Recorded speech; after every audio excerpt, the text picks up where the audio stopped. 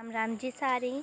अज्ज अ'ऊं तुसेंगी कविता सनान लगी आं। एह् कविता मेरी मम्मी ने लिखी दी ऐ ते उम्मीद करदी आं तुसेंगी शैल लग्गोग। दिक्खो चबक्खै जय माता दी होआ दी। दिक्खो चबक्खै जय माता दी होआ दी।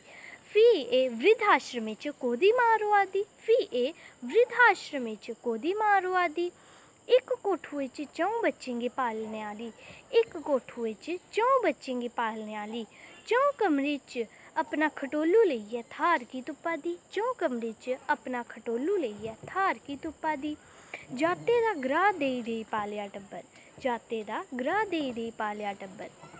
हून आपूं ग्राह् लेई की तरसा दी। हून आपूं ग्राह् लेई की तरसा दी।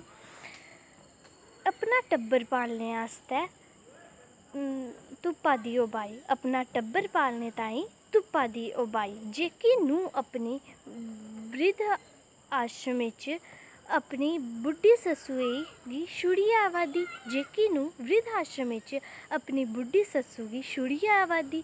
ऑनलाइन पाए दा रौला जय माता दी ते ऑफलाइन माऊ दी इन्नी बेकदरी की होआ दी।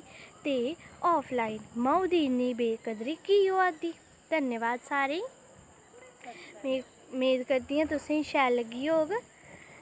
ते इक विनती ऐ कि साढ़े चैनल गी लाइक ते सब्सक्राइब जरूर करेओ।